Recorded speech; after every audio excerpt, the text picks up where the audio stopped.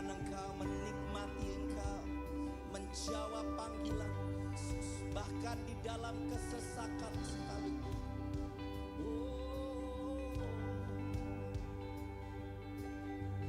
Ini doa kami Tuhan, katakan dalam kesesakan, dalam kesesakanku Engkau beri kedamaianmu, Engkau keraguanku temukan wajahmu, dalam keraguanku Yesus, dan dalam keraguan.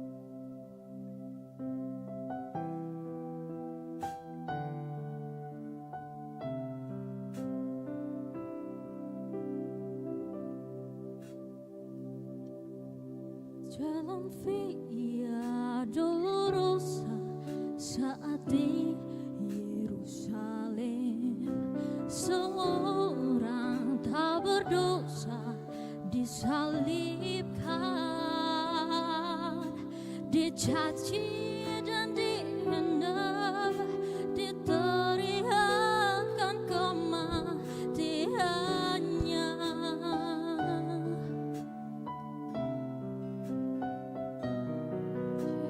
Disiksa dan didera, dicambuk di tubuhnya, mahkota duri pada kepalanya, dipikulnya salibnya, dia melangkah menuju Kalvari.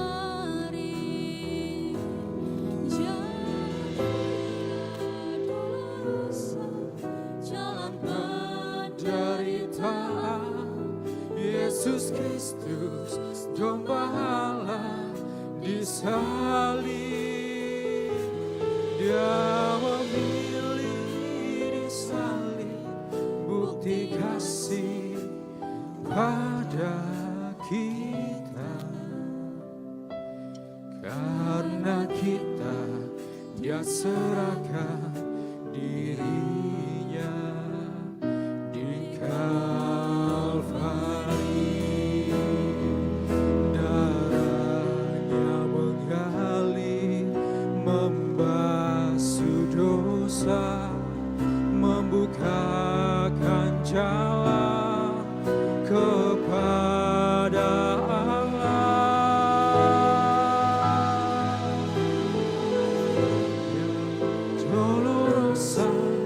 jalan penderitaan, Yesus Kristus domba Allah disalib. Dia memilih disalib, bukti kasih pada kita.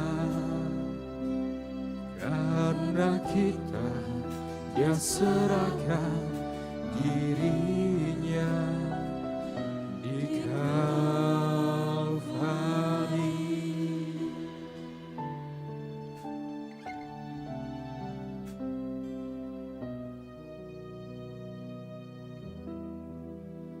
Puji Tuhan, shalom jemaat Tuhan.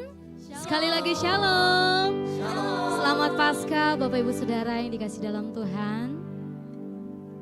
Kita sama-sama merayakan kemenangan yang Tuhan anugerahkan bagi setiap kita, amin. Boleh kasih sorak-sorak yang terbaik untuk Tuhan Yesus kita yang dahsyat.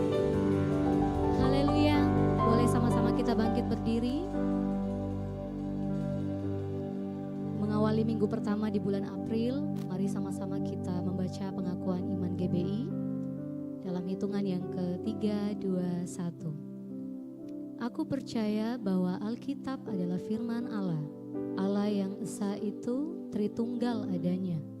Yesus yang lahir, mati, bangkit, naik ke surga adalah juru selamat, pengantara kita dan raja segala raja.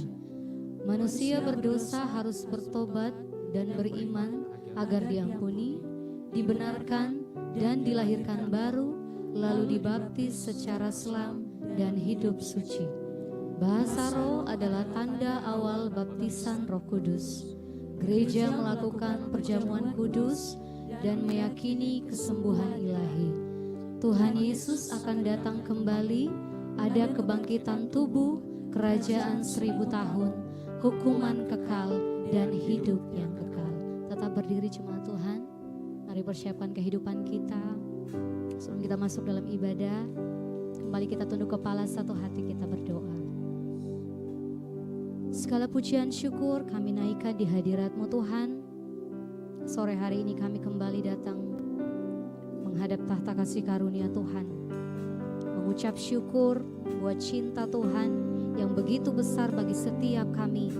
Kami melihat begitu karya-Mu yang luar biasa di atas kayu salib, sehingga menebus kami sebagai umat-umat pilihan Tuhan.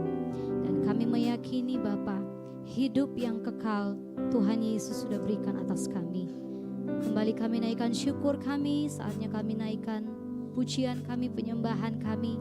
Biarlah Tuhan semuanya kami serahkan ke dalam tangan-Mu.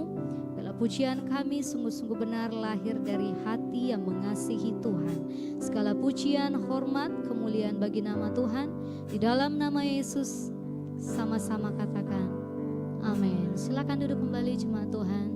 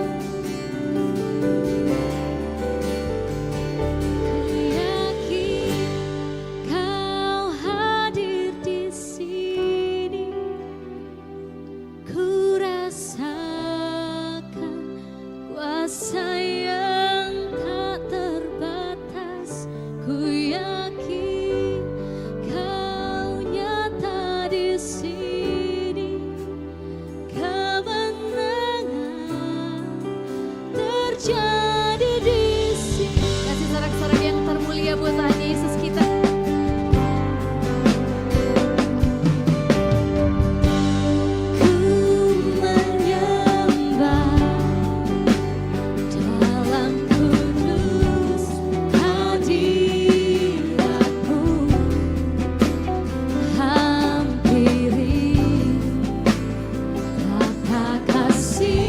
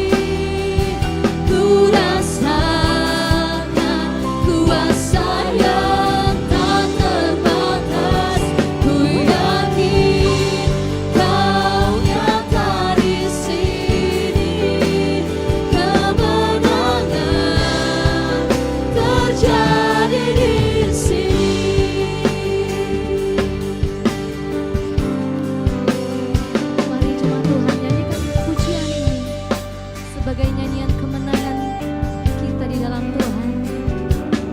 Kudus hadirat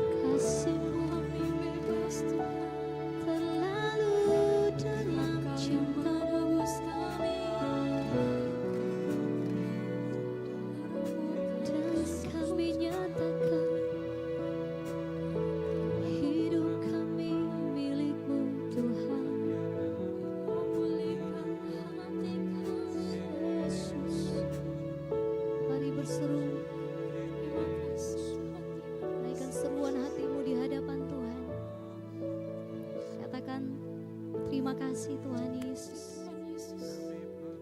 Katakan terima kasih Tuhan. Tiada Allah seperti-Mu. Terima kasih Tuhan. Tetap menyembah saudara jemaat Tuhan. Kami tetap memandang Engkau di tahta yang tertinggi, dan kami sanjung Engkau Raja kami.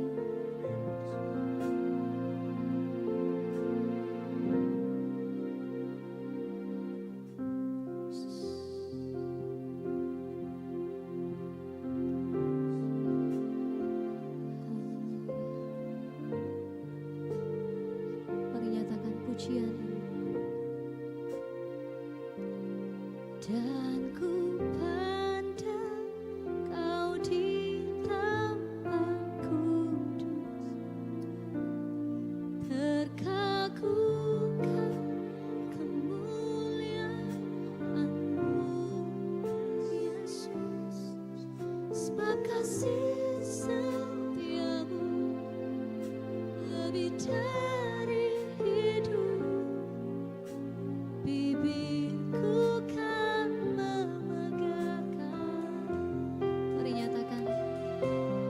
Dan ku pandang Kau di tempat kudus, terkagumkan kemuliaan-Mu Yesus, sebab kasih setia-Mu lebih dari hidup. Bibirku kan memegahkan. Mari sama-sama jemaat Tuhan kita bangkit berdiri. Kau di tempat kudus, terkagumkan kemuliaan-Mu Yesus, sebab kasih setia-Mu lebih dari hidup.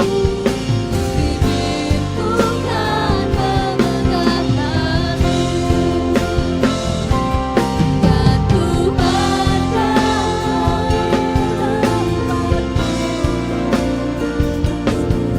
terkagumkan kemuliaan-Mu Yesus, sebab kasih setia-Mu lebih dari hidup. Bibirku kan memegahkan-Mu. Mari angkat kedua tanganmu saudara, tanda penyerahan hidup kita kepada Sang Pencipta.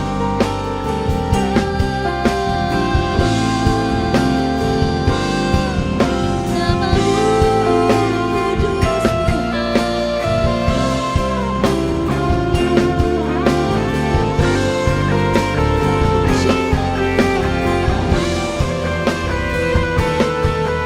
Mari sama-sama kita nyatakan dengan sungguh di hadapan Tuhan. Dan ku pandang Kau di tempat kudus, terkagumkan kemuliaan-Mu Yesus, sebab kasih setia-Mu lebih dari hidup. Bibirku kan memegahkan-Mu, sebab kasih setia-Mu lebih dari hidup. Bibirku kan memegahkan-Mu. Sekali lagi nyatakan. Kasih setia-Mu lebih dari hidup. Bibirku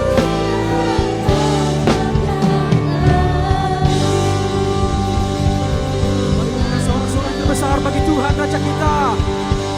Haleluya. Kami bersyukur Tuhan atas kasih-Mu yang begitu besar dalam kehidupan kami. Kami bersyukur Tuhan atas hadirat-Mu yang selalu nyata dalam kehidupan kami. Lebih lagi Tuhan, kami ingin memuji memuliakan nama-Mu Bapa. Jemaat Tuhan yang siap bersorak bersuka cita bagi nama Tuhan, sama-sama kita katakan amin. Sekali lagi berikan kemuliaan bagi nama Tuhan.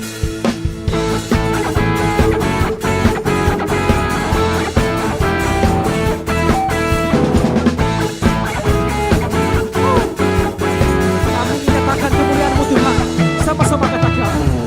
Jauh lebih indah dari emas yang mulia, nama-Mu berharga bagi hidup. Nyatakan. Jauh lebih tua dari semua yang ku tahu, nama-Mu melekat dalam jiwaku. Nama-Mu selalu dari tempat pertama di hatiku, selalu menjadi yang utama di hidupku. Oh, dimanapun ku berada, tak akan berubah. Selalu berada. Sama-sama katakan. Pertama. Yes. Nama-Mu Yesus yang selalu menjadi terutama dalam hidup kami. Sama-sama serukan.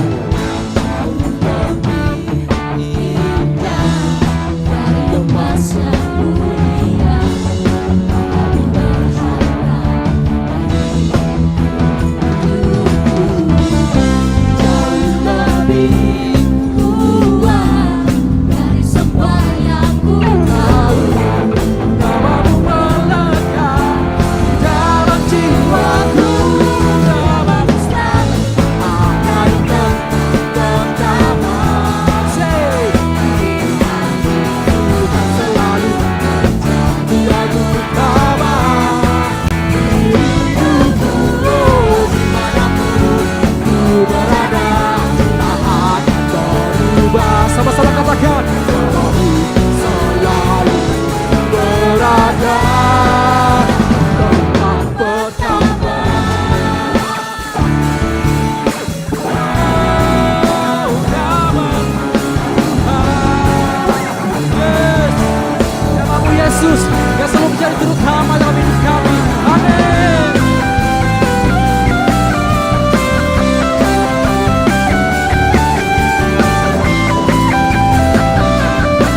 Mari sama-sama kita nyatakan saudara, saya rindu bila kita semua bersorak memuliakan nama Tuhan. Mari kita serahkan pujian kita pada Tuhan kita. Sama-sama katakan. Nama-Mu selalu dari tempat pertama. Sambil bertepuk tangan saudara. Di hatiku dan selalu menjadi yang utama. Di rinduku, oh, dimanapun ku berada, tak akan berubah. Nama-Mu selalu berada. Sama-sama serukan. Pertama. Nama-Mu selalu ada di tempat pertama. Hatiku dan selalu menjadi yang utama di hidupku. Oh, dimanapun ku berada, tak akan berubah. Nama-Mu selalu berada. Nama-Mu selalu berada. Nama-Mu selalu berada. Sama-sama serukan. Tempat pertama. Yes. Nama-Mu Tuhan yang selalu menjadi terutama dalam hidup kami. Amin. Mari berikan sorak-sorai yang terbesar bagi Tuhan Raja kita. Katakan haleluya.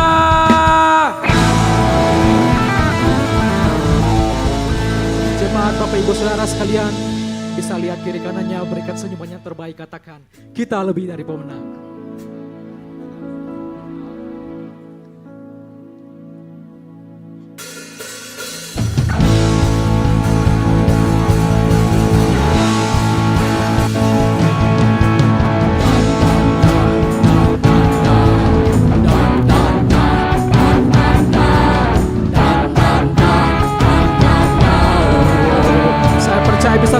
lagi katakan.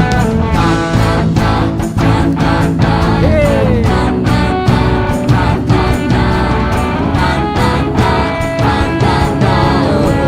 Mari bangkit dan berkatakan berkat.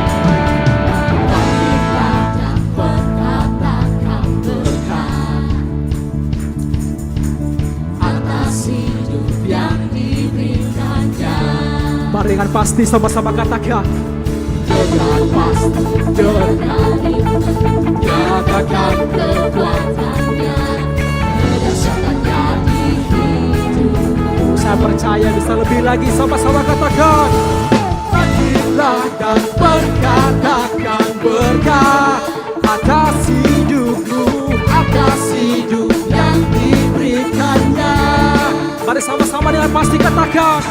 Dengan pasti dengan nyatakan kekuatan besaranmu dalam hidup kami Tuhan. Berdasarkannya dalam hidupku, hidupku. Dengan imanmu sama-sama katakan. Imanku, yes. Berkata Tuhanku hebat, Yesusku. Amin. Berkata kuat melangkah bersamanya, ku memuji, ku bersorak, ku mengangkat tinggi pancinya, panci kemenangannya. Sorakan, haleluya. Ku mengangkat tinggi pancinya, panci kemenangan. Ku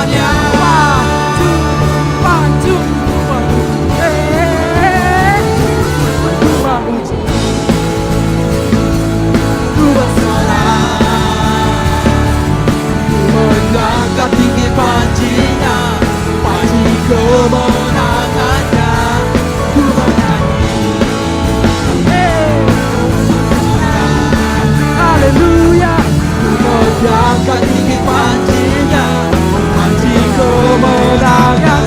Ku menang, ku menang, ku menang, ku menang. Sama-sama katakan.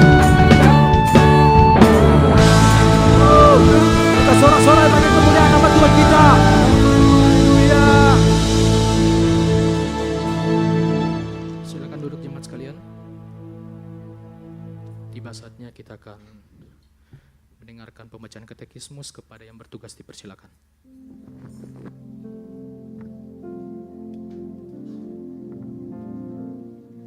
Shalom jemaat Tuhan, selamat datang di GBI Oikumene. Katekismus minggu ini terdapat satu pertanyaan mengenai soteriologi atau keselamatan. Pertanyaannya akan saya bacakan dan jawabannya akan kita baca bersama-sama. Pertanyaannya, apakah istilah yang sering digunakan dalam Perjanjian Lama untuk menggambarkan sikap pertobatan? Mari baca bersama-sama jawabannya. 3, 2, 1. Ada dua istilah populer dalam Perjanjian Lama, yaitu nicam dan sub. Nicam dapat dipahami sebagai penyesalan, sementara sub sering diartikan berbalik atau kembali. Mari baca ayatnya dalam 1 Samuel 15 ayat ke-29. Lagi Sang Mulia dari Israel tidak berdusta, dan ia tidak tahu menyesal, sebab ia bukan manusia yang harus menyesal. Demikian katekismus minggu ini. Tuhan Yesus memberkati.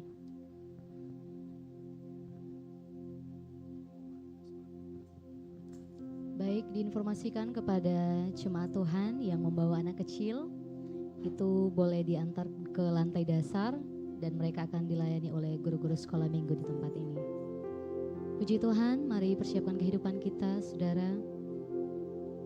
Kita sama-sama akan menerima kebenaran firman Tuhan sore hari ini.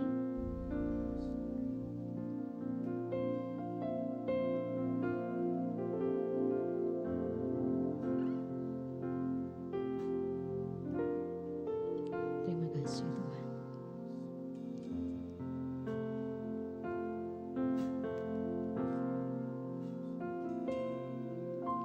Sekalipun ku berjalan dalam lembah kelam, namun tanganmu selalu menopang hidupku. Saat ku dalam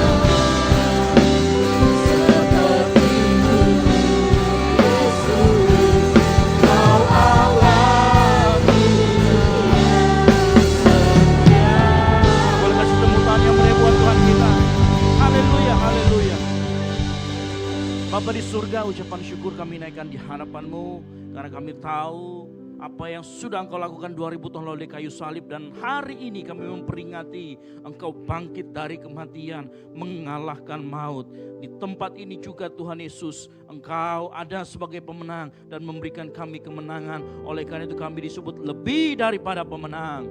Tiba saatnya Tuhan Yesus, kami mau dengarkan firman Tuhan. Hati kami mau dikalibrasi kembali, berbicara kepada setiap kami. Roh Kudus tolong bantu kami agar kami bisa menangkap sesuatu dari Tuhan, agar kami bisa mengerti isi hati Tuhan. Kami pulang tidak sama lagi seperti waktu kami datang. Kami terima berkat dari Tuhan. Kami mau buka mata kami, telinga kami, pendengaran kami, dan hati kami, sehingga firman Tuhan saat disampaikan itu bertumbuh dan berbuah lebat dalam kehidupan kami. Terima kasih Tuhan Yesus. Ini yang menjadi doa kami di dalam nama Tuhan Yesus Kristus. Yang siap mendengarkan firman Tuhan boleh sama-sama katakan amin. Baik, silakan duduk.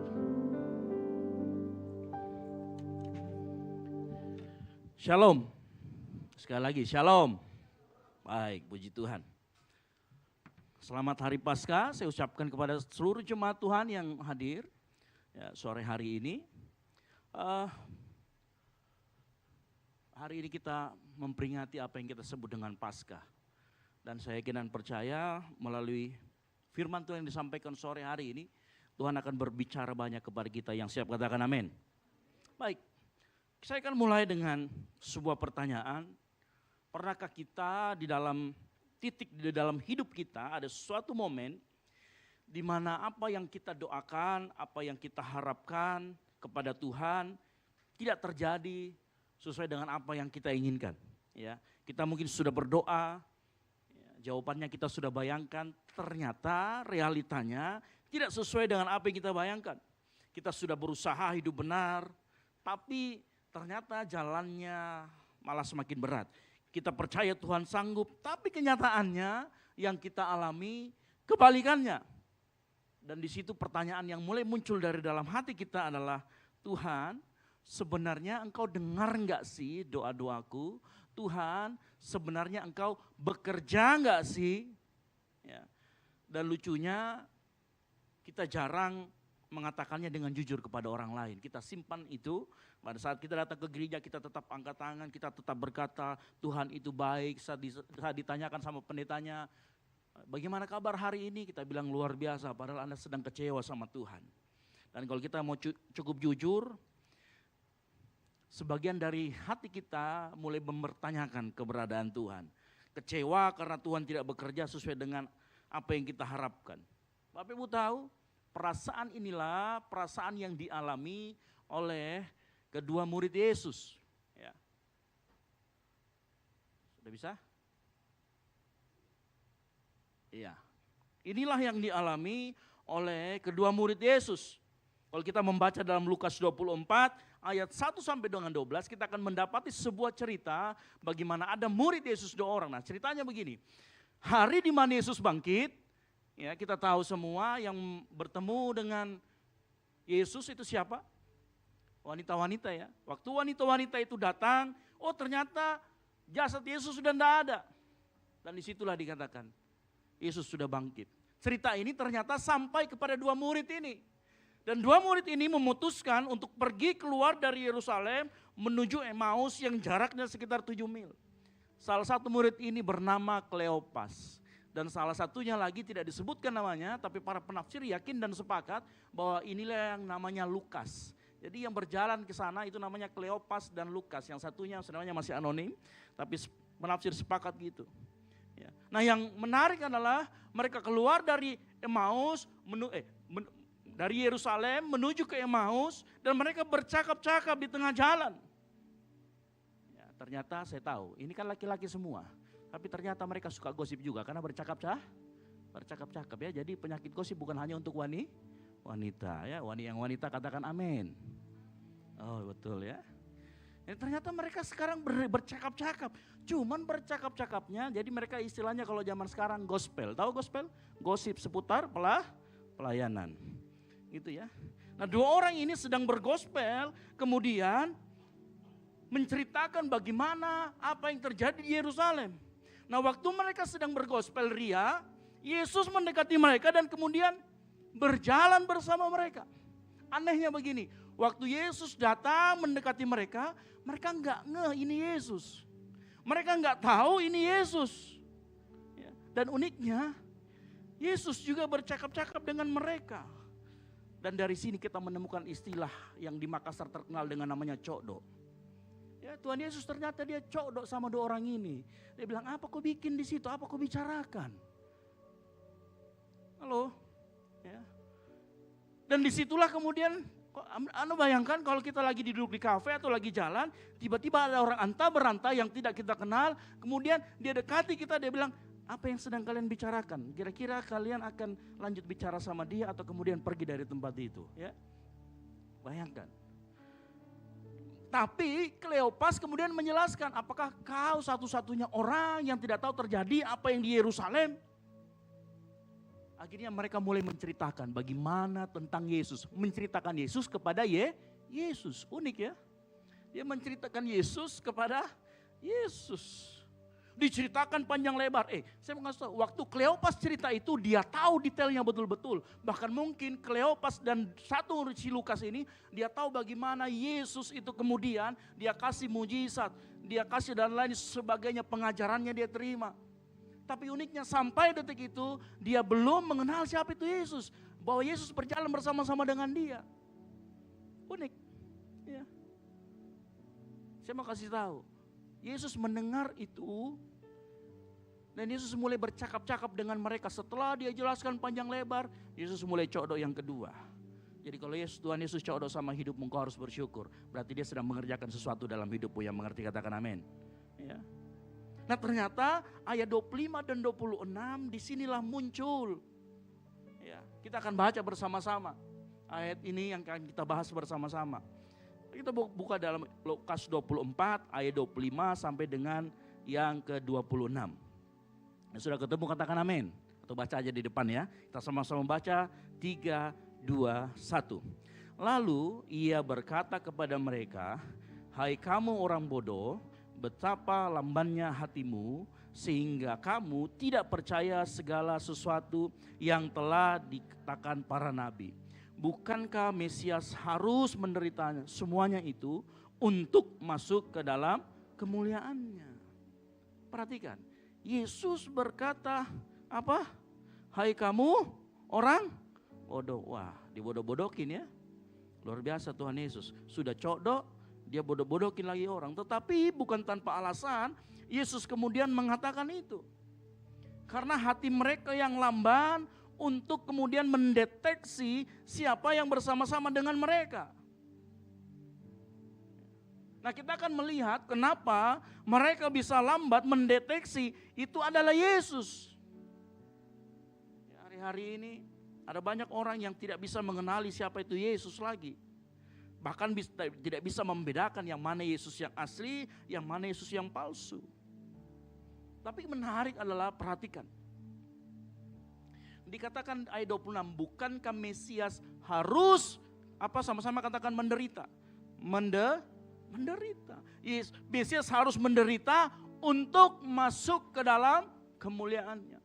Nah kalau kita melihat Mesias harus menderita untuk masuk, kalau segala sesuatu yang dimasuki namanya itu pintu. Nah berarti ternyata untuk masuk ke dalam kemuliaannya, dia harus melewati pintu yang namanya pintu penderitaan. Bapak Ibu bayangkan, kalau Tuhan Yesus merasakan penderitaan, apa kabar dengan kita? Harusnya kita juga tidak pernah kaget dengan yang namanya penderitaan. Halo, betul apa betul? Kita tidak perlu kaget dengan yang namanya penderitaan. Tetapi banyak orang Kristen yang kemudian kaget pada saat hidupnya menderita. Mereka bingung kenapa bisa terjadi dalam kehidupan mereka. Oleh karena itu sore hari ini kita akan belajar. Ada 3 poin. Ya. Apa yang Tuhan kerjakan sebenarnya di dalam penderitaan kita. Ya. Ada 3 poin yang akan kita pelajari sore hari ini. Yang pertama, penderitaan ternyata membongkar ekspektasi kita tentang Tuhan. Ekspektasi yang mana? Ekspektasi yang salah. Dua murid Emmaus saat mereka berjalan, mereka punya ekspektasi dengan mengenai Mesias adalah Mesias yang menyandang pedang, Mesias yang memimpin secara politis, Mesias yang kuat, yang mungkin kekar badannya, ya, seperti Avenger. Mereka memimpikan seorang Mesias yang cepat, kuat, politis. Dalam pikiran mereka, ekspektasi mereka harusnya mereka membangun pasukan. Tapi ternyata pemimpin mereka disalib. Dan waktu itu pikiran mereka salib adalah bukti kegagalan. Bayangkan ekspektasinya dengan realita, ada sebuah gap yang jauh, ada sebuah jarak yang jauh, yang buat mereka, wah kayaknya kita salah pilih Mesias. Makanya harus hati-hati. Akibatnya mereka tidak bisa mengenali, mereka ekspektasinya tinggi, ekspektasinya salah, kemudian datang Yesus bersama dengan mereka gak bisa kenali. Tahu apa artinya? Ekspektasi yang salah bisa membuat engkau berdiri sangat dekat dengan Tuhan, engkau datang ke gereja sangat rohani, tetapi tidak pernah mengenali Tuhan yang sedang bekerja bersama-sama dengan engkau. Hati-hati dengan ekspektasi kita, hati-hati dengan harapan kita. Lukas 24 ayat 16 berkata, tetapi ada sesuatu yang menghalangi mata mereka. Kata mata itu bukan sekedar mata jasmani, tetapi kerangka berpikir mereka, ekspektasi mereka tentang Tuhan yang mereka harapkan, tentang Mesias yang mereka harapkan, menghalangi melihat kenyataan Yesus bersama-sama dengan mereka. Halo? Ya. Bukankah kita juga sering seperti itu? Kita punya gambaran, harusnya Tuhan bekerja dengan cara seperti ini. Harusnya Tuhan jawab doa saya, waktunya adalah sekarang. Bahkan kita sering mengasumsikan bahwa, kita sering berpikir bahwa kalau kita bersama dengan Tuhan harusnya semuanya lancar. Kalau ada penderitaan, ada halangan, berarti ada sesuatu yang salah. Berarti Tuhan tidak bersama dengan kita. Sebenarnya apa yang kita pikirkan adalah harapan kita. Sebenarnya apa yang kita pikirkan adalah keinginan kita, ekspektasi kita. Tetapi seringkali Tuhan menjawab ekspektasi kita berbeda. Kenapa? Yesaya 55 ayat 8 berkata apa? Sebab rancanganku bukan rancanganmu dan jalanmu bukanlah jalanku. Nah, kita harus mengerti ini. Kenapa? Karena kita akan masuk ke akarnya yang lebih dalam.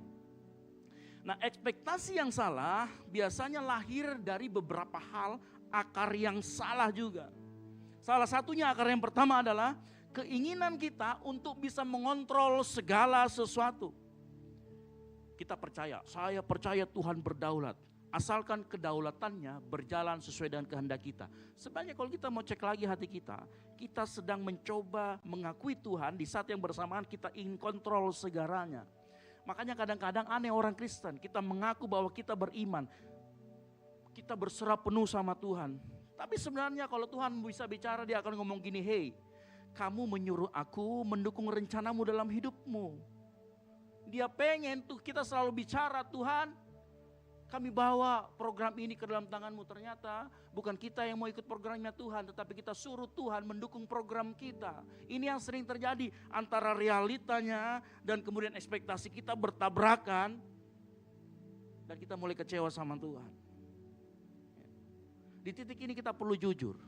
Banyak ekspektasi rohani ternyata hanya dibungkus dengan, ternyata adalah keinginan hati yang dibungkus dengan bahasa rohani.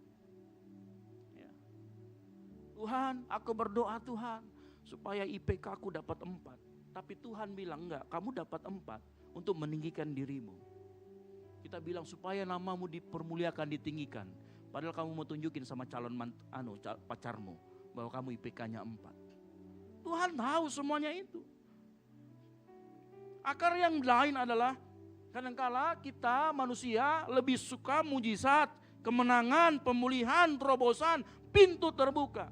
Tetapi kita lupa sebelum semuanya itu, dalam pola-pola cerita yang ada di Alkitab, sebelum kemenangan dan lain sebagainya, ada yang namanya penantian, ada yang namanya kebingungan, ada yang namanya disiplin, ada yang namanya pemurnian, ada yang namanya penderitaan sebelum kemenangan.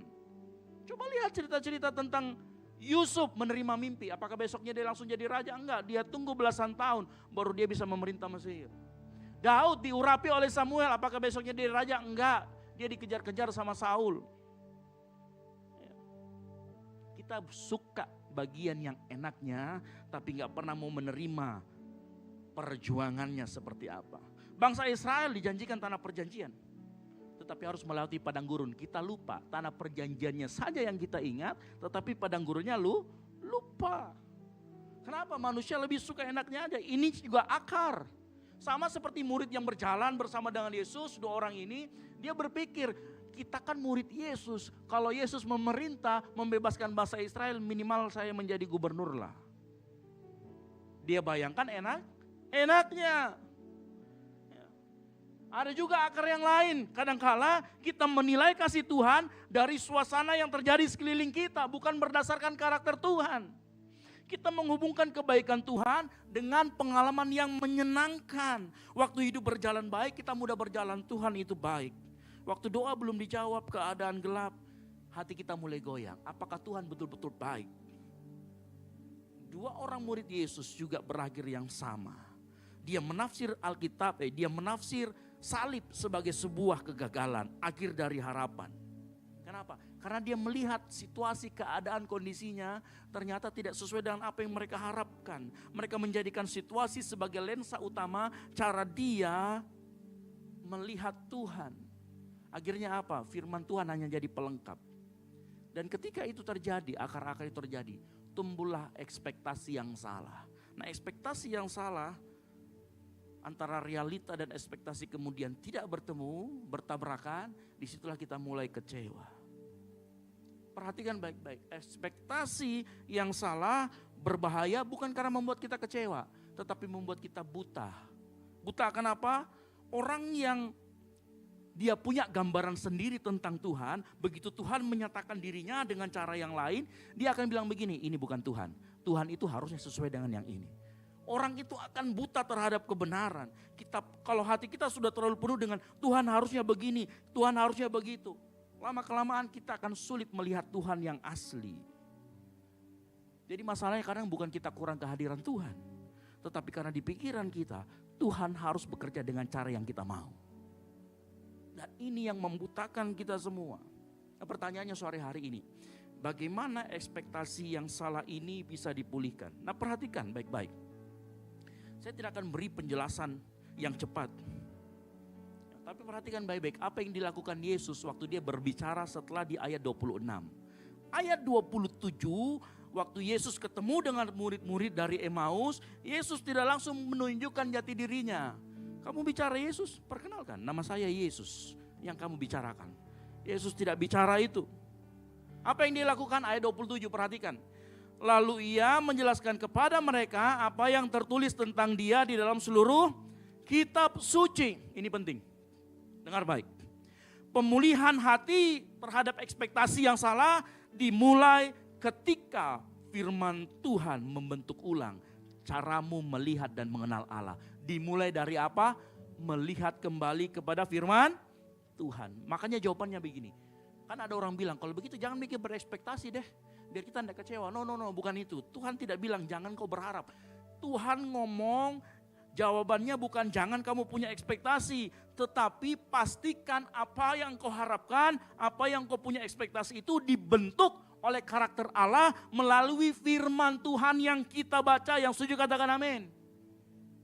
Apapun yang kau harapkan tentang Tuhan harus dibentuk dari pemahaman tentang firman Tuhan. Bukan berdasarkan keinginan kita. Nah, itulah yang terjadi sama 2 murid ini. Begitu Tuhan Yesus ceritakan, tahu apa yang terjadi waktu Tuhan Yesus menceritakan tentang dirinya sendiri kepada mereka? Nanti di ayat baca di bawahnya dia bilang gini, bukankah hati kita berkobar-kobar waktu dia menjelaskan tentang kitab suci? Jawabannya simpel. Kembali kalibrasi hati kita supaya ekspektasi kita tidak salah. Kalibrasi dengan apa? Bukan dengan TikTok, bukan dengan Instagram. Tapi kalibrasi hati kita dengan firman Tuhan yang setuju katakan amin.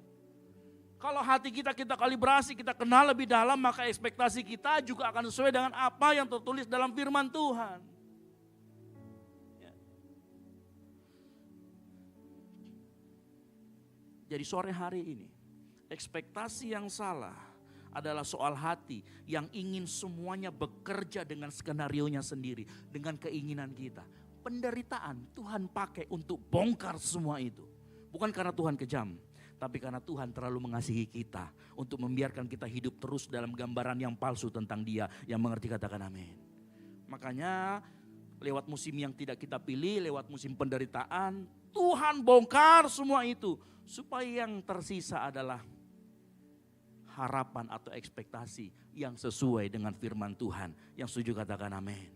Makanya dengar baik, penderitaan seringkali tujuannya bukan menghancurkan imanmu, tetapi menghancurkan asumsi-asumsi palsu yang menjadi benalu dan menempel pada imanmu.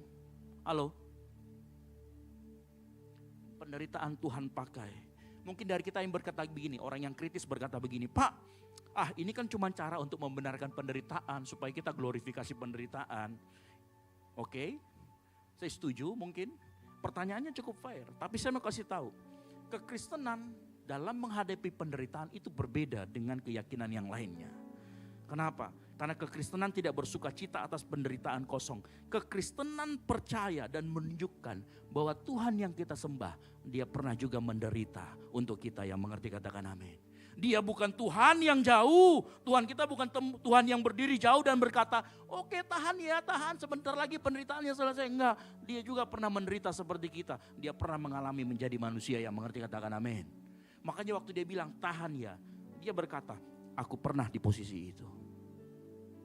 Aku pernah mengalami itu. Dia sendiri Tuhan yang masuk inkarnasi jadi manusia, merasakan dan mengalami bagaimana penderitaan itu. Makanya saya berdoa hari ini kita semua sadar. Oh ternyata selama ini yang dikoreksi harusnya bukan keadaan kita. Tapi cara saya mengenali Tuhan. Yang mengerti katakan amin. Dan kalau engkau sadar sore hari ini, perdalam dirimu untuk mengenali Tuhan yang benar melalui apa? Pembacaan firman Tuhan, pembacaan Alkitab, dengarkan firman Tuhan dengan baik.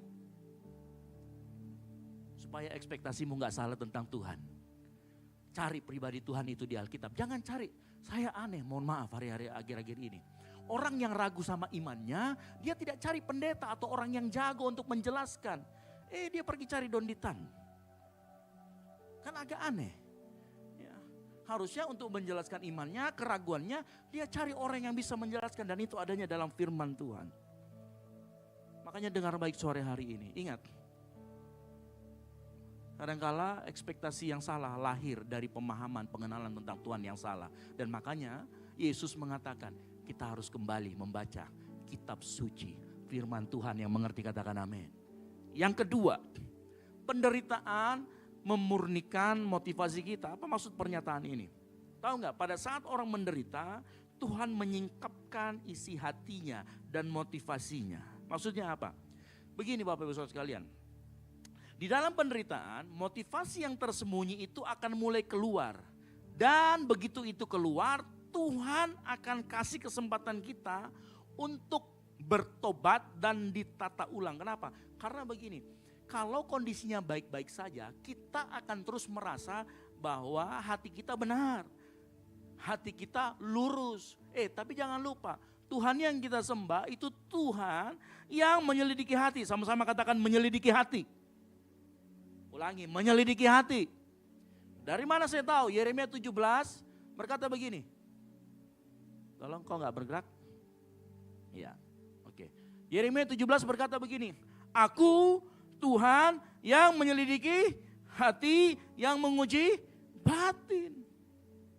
Halo, dengar baik. Dia tahu motivasi kita, makanya dia pakai penderitaan supaya memperlihatkan. Kadang kita dikasih tahu motivasi kita salah, kita enggak. Kalau kita cuma dikasih tahu, motivasimu salah sama teman kita enggak mau. Kadang-kadang Tuhan pakai penderitaan untuk kasih tunjuk motivasimu salah. Ya. Memang tidak semua penderitaan itu otomatis memurnikan motivasi. Memang tidak semuanya. Ada penderitaan yang bisa membuat orang makin pahit, makin egois, makin haus pengakuan. Ada. Perhatikan, yang memurnikan bukan penderitaannya, tetapi responmu pada saat engkau mengalami penderitaan. Tuhan pakai penderitaan, Tuhan izinkan penderitaan, supaya kita berespon benar dan Dia akan memurnikan motivasi kita. Yang mengerti katakan amin. Ada orang yang menderita tapi dia jadi kepahitan. Tapi sore hari ini saya mau beritahu, mengapa penderitaan bisa memurnikan motivasi? Itu tadi, karena semuanya kalau berjalan baik, Motivasi tidak kelihatan. Coba deh perhatikan, saat pelayananmu diapresiasi, oh WL-mu bagus ya, main musikmu bagus ya. Kita nggak bisa tahu motivasi kita benar atau tidak. Wah, saat keluarga harmonis, saat studi lancar, saat orang memuji, kita bisa tampak rohani, setia dan tulus. Kenapa? Karena kita menerima semua apresiasi. Tapi kita nggak pernah tahu apa yang mendorong kita. Bisa jadi kita melayani karena senang dibutuhkan. Bisa jadi kita melayani karena suka dipandang disiplin. Bisa jadi kita melayani karena ingin dianggap dewasa rohani. Ada banyak, kita nggak bisa tahu. Motivasi kita terlihat nanti setelah bertemu dengan yang namanya penderitaan. Perhatikan Ulangan 8 ayat yang kedua.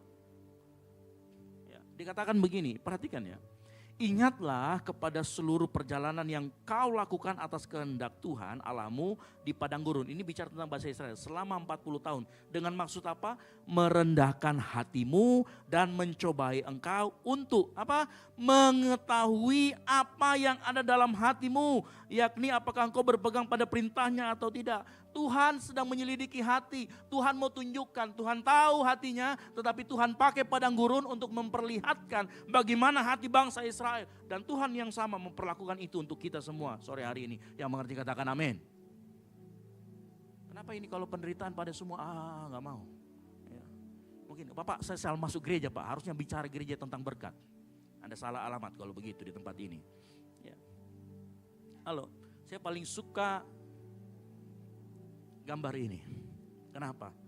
Penderitaan itu bekerja seperti api pada emas.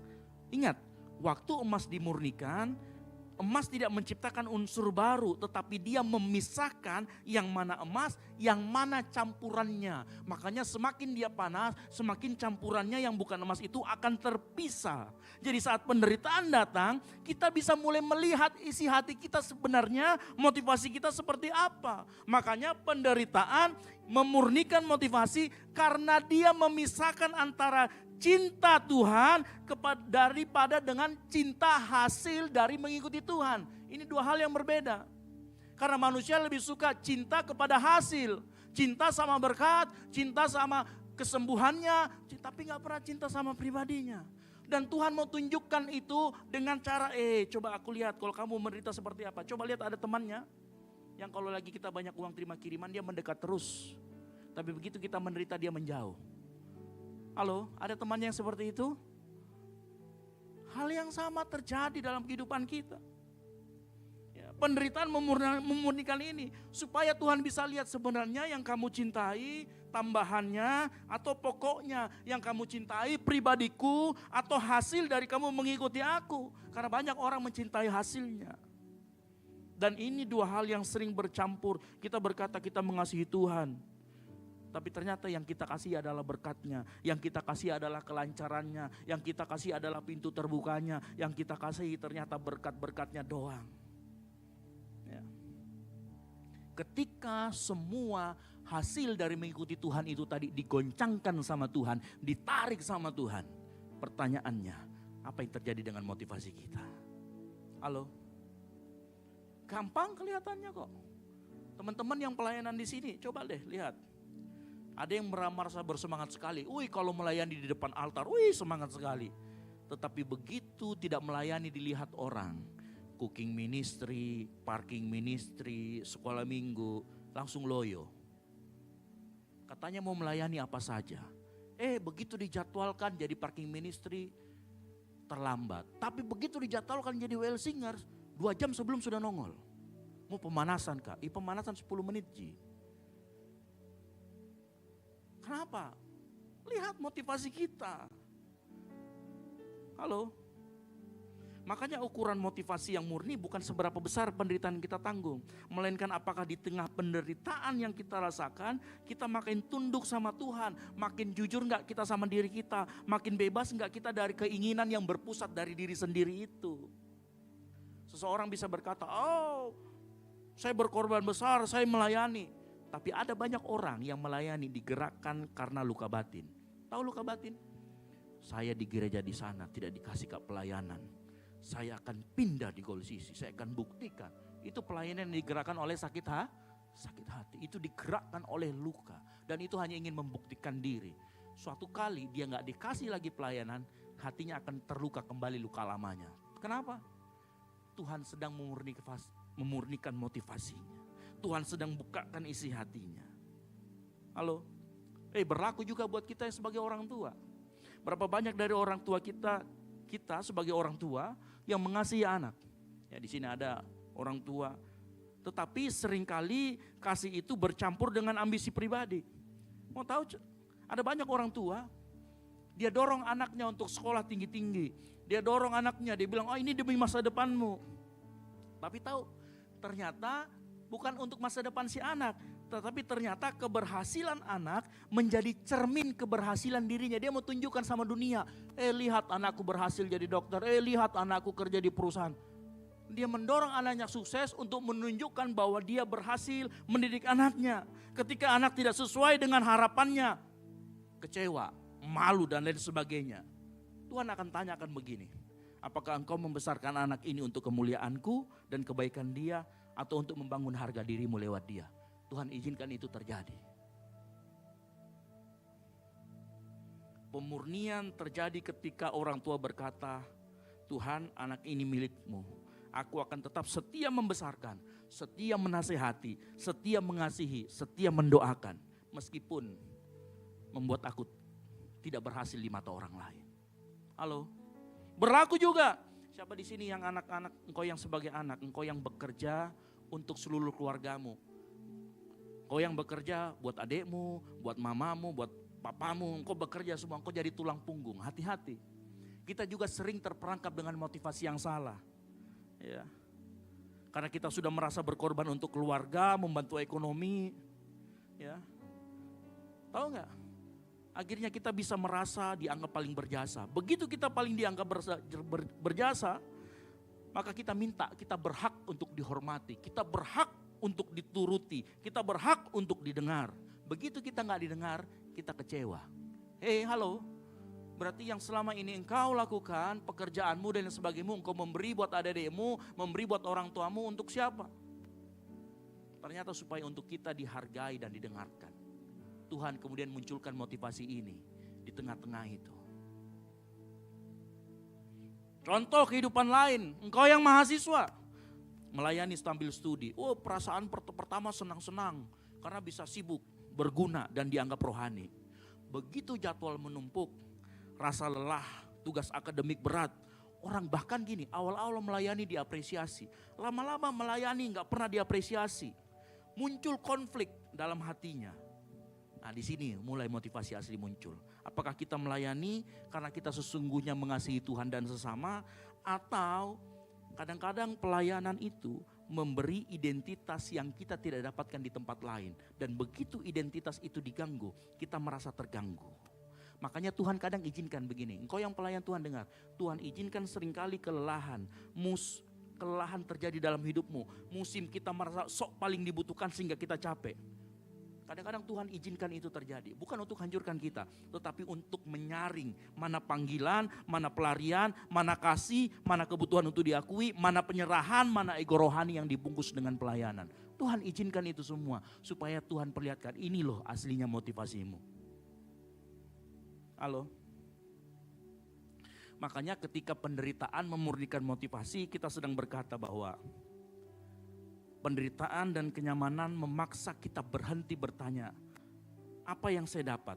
Lalu kita ganti pertanyaan dengan, siapa yang saya layani? Makanya penderitaan memunculkan kita untuk menghentikan kita menjadikan tepuk tangan, hasil, reputasi sebagai pusat.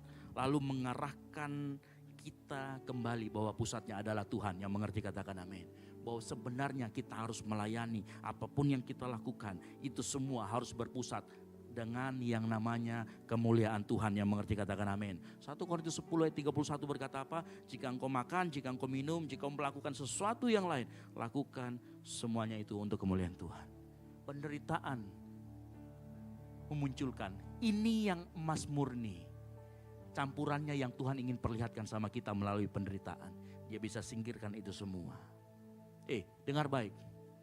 Mungkin setelah kita mengalami steril dari motivasi campuran, tapi gak sampai di situ. Hati manusia itu licik dan rumit. Makanya pemurnian motivasi itu bukan terjadi sekali, terjadi berkali-kali. Contoh, engkau yang pelayanan, awal-awal pelayanan, ya kan? Awal-awal pelayanan semangat. Ya kan? Begitu tiba-tiba pertengahan mulai mundur karena nggak diapresiasi. Tapi Tuhan ingatkan melalui firman Tuhan. Akhirnya kita mulai apa? Oh ya betul ya, harusnya saya begini-begini. Besoknya ada pelayan baru datang, cakep, cowok. Ih, kayaknya aku naksir deh. Ditembak, ditolak. Pas ditolak dia kecewa. Tuhan kasih lihat lagi, motivasimu apa pelayanan? Apakah kamu cari cowok atau cari cewek atau apa? Dia akan bergulir terus seperti itu dalam kehidupan pelayananmu dimanapun kau berada. Tuhan akan tunjukkan itu dan seringkali, mohon maaf saya katakan, Tuhan tunjukkan dan Tuhan bongkar lewat penderitaan. Makanya kita harus berkata seperti Daud. Daud di dalam Mazmur 139 berkata apa? Kita baca sama-sama yuk. 3, 2, 1. Selidikilah aku ya Allah dan kenalah hatiku. Ujilah aku dan kenalah pikiranku. Lihatlah apakah jalanku serong dan tuntunlah aku di jalan yang ini loh. Minta selalu sama Tuhan yang ini nih. Halo, motivasi kita bisa salah, tapi kalau kita bisa minta sama Tuhan, terus Tuhan selidiki aku Tuhan, lihat hatiku Tuhan. Makanya penderitaan tidak otomatis membuat kita lebih rohani, tetapi di tangan Tuhan penderitaan bisa menyingkapkan motif yang palsu dan membentuk hatimu lebih tulus. Yang mengerti katakan amin. Halo. Yang ketiga, penderitaan merupakan jalan masuk menuju kemuliaan. Ini yang kita sebut dengan no cross, no crown. Terakhir, kalau saya tanya jujur hari ini, kita lebih mudah menerima yang mana? Tuhan yang memberkati atau Tuhan yang membentuk? Lebih enak di mana kedengaran telinga kita? Pasti kita lebih suka Tuhan yang memberkati. Betul apa betul? Tapi kita seringkali lupa bahwa sebenarnya berkat pun dipakai Tuhan untuk membentuk kita. Penderitaan pun dipakai sama Tuhan untuk membentuk kita. Tapi saya puji Tuhan, saya mau beritahu rahasianya sore hari ini. Kalau engkau berani datang ke gereja ini, mendengarkan firman Tuhan, beribadah di tempat ini, itu engkau sudah memilih Tuhan yang sedang membentuk. Karena saya jujur, di gereja ini saya jarang sekali bicara tentang berkat. Saya terus berbicara tentang bagaimana Tuhan yang membentuk kehidupan kita. Yang mengerti katakan amin. Makanya lihat kambing kiri kanan lu bilang, kamu hebat bro, kamu hebat sis. Kamu gak salah pilih gereja. Serius, saya di tempat ini boleh tanya sama teman-teman yang sudah lama ikut di tempat saya di tempat ini. Saya jarang sekali ngomong tentang berkat. Ya, pilihanmu terlihat sore hari ini. Saya yakin kita suka kemuliaan. Betul atau tidak? Kita suka kemuliaan, tapi kita gak suka jalan menuju kemuliaan itu. Karena ternyata jalannya menuju penderitaan. Perhatikan baik-baik, bukankah Mesias harus menderita semuanya itu? Yesus masuk kepada kemuliaan melalui penderitaan. Memang ada penderitaan yang lahir karena dosa. Contoh siapa? Daud sama Batseba, anaknya meninggal. Penderitaan karena dosa. Tetapi ada juga penderitaan yang bukan karena dosa. Lihat bagaimana Yusuf itu menderita bukan karena dosanya. Karena orang lain iri sama dia. Makanya dia menderita. Ya, ada penderitaan yang karena dosa, ada yang memang terjadi dalam kehidupan kita. Diizinkan Tuhan. Tetapi perhatikan, semua model penderitaan apapun, mau itu karena dosa kita, kalau kita bertobat dia akan pakai untuk masuk ke dalam kemuliaan. Yang mengerti katakan amin. Ya. Jadi makanya pertanyaannya bukan apakah nanti saya menderita atau tidak, sudah pasti. Sama-sama katakan pasti. Lo enggak mau. Ini jalan kemuliaan loh. Mau menderita atau tidak? Katakan menderita. Pasti. Halo. Salah masuk gereja ini. Loh, saya mau kasih tahu. Mesias harus menderita. Tapi dengar baik, firman Tuhan mengatakan begini. Jangan sekedar bertanya apakah saya akan menderita atau tidak. Bertanya begini, apa yang kau mau kerjakan Tuhan dari penderitaan ini dalam hidup saya? Itu yang harusnya kita bertanya. Tanya sama Tuhan, Tuhan kau mau kerjakan apa dalam penderitaan ini? Itu bedanya orang Kristen dan bukan orang Kristen. Halo. Makanya kita percaya Roma 8:28 kita baca sama-sama. 3, 2, 1. Kita tahu sekarang bahwa Allah turut bekerja dalam segala sesuatu untuk mendatangkan kebaikan bagi mereka yang mengasihi Dia yaitu bagi mereka yang terpanggil sesuai dengan rencana Allah. Ayat ini jelas berkata Allah bekerja dalam segala sesuatu, makanya jangan menuntut penderitaan hilang, tapi minta sama Tuhan kepekaan, sehingga pada saat penderitaan itu datang kamu tahu, oh Tuhan mau mengerjakan ini dalam hidupku. Yang mengerti katakan amin. Minta sama Tuhan itu, ganti doamu, Tuhan kapan penderitaan ini berlalu daripada aku. Tuhan bilang sabar, kamu sedang saya bentuk. Minta sama Tuhan, Tuhan melalui penderitaan ini, apa yang saya harus rubah? Motivasiku ke yang salah atau ekspektasiku ke yang salah? Tuhan ajari aku. Itu yang harus kita bertanya. Ya. Halo, kalau kita tidak minta kepekaan bagaimana cara Tuhan bekerja, maka penderitaan itu bisa membuat kita menjadi pahit. Penderitaannya sama setiap orang mungkin berbeda-beda. Tapi kalau saya mau kasih tahu, kalau kau berani bertanya sama Tuhan, Tuhan apa yang ingin kau kerjakan? Tuhan akan tunjukkan apa yang mau Dia kerjakan dalam hidupmu. Yang mengerti katakan amin. Nah sedikit lagi, saya mau tanya apa yang dimaksud dengan kemuliaan di sini? Ya kalau tadi kita kan sudah lihat ya, masuk ke dalam kemuliaannya. Waktu saya bertanya apa itu kemuliaan, pasti sebagian besar kita berkata bahwa kemuliaan adalah hidup yang enak, lancar, nyaman, sukses, semua masalah selesai. Tapi saya mau beritahu, Alkitab tidak pernah tulis seperti itu. Kemuliaan bukan cuma sekedar hidupmu nyaman, hidupmu enak, hidupmu lancar. No, kemuliaan lebih daripada sekedar itu. Ini kemuliaan. Kemuliaan berbicara tentang kehadiran dan karakter Allah yang dinyatakan melalui apa yang Dia kerjakan dalam hidupmu dan melalui hidup kita. Yang mengerti katakan amin. Apa yang Dia kerjakan melalui engkau dan di dalam engkau, itulah yang disebut dengan kemuliaan. Makanya ayat ini mengatakan ya, ayat yang ini mengatakan kemuliaan Mesias harus menderita sebelum masuk kepada kemuliaannya. Makanya kemuliaan tidak bisa dilepaskan dari Kristus. Nah, kemuliaan yang Yesus alami hanya bisa kita alami kalau kita semakin serupa dengan Kristus. Semakin kita mencerminkan karakternya, semakin kita hidup dalam kehendak Allah, maka kita akan ambil bagian dari kemuliaan tersebut. Halo? Saya percaya dalam Lukas 6 ayat 40 berkata begini, seorang murid tidak lebih daripada gurunya, tetapi barang siapa yang telah tamat pelajarannya akan sama dengan gurunya. Semakin kita serupa dengan Kristus, semakin kita mencerminkan karakternya, semakin hidupmu dalam kehendak Allah, maka semakin kau ambil bagian dalam kemuliaannya. Itulah sebabnya hidup kita, kalau hidup kita tidak semakin serupa dengan Kristus, maka sebenarnya kita tidak sedang bergerak menuju kemuliaan sejati. Tetapi saat hidup kita mau semakin serupa dengan Kristus, baru kita menuju kemuliaan yang sejati. Kalau hidupmu tidak semakin serupa dengan Kristus, engkau mengejar versi kemuliaan yang lain. Hati-hati.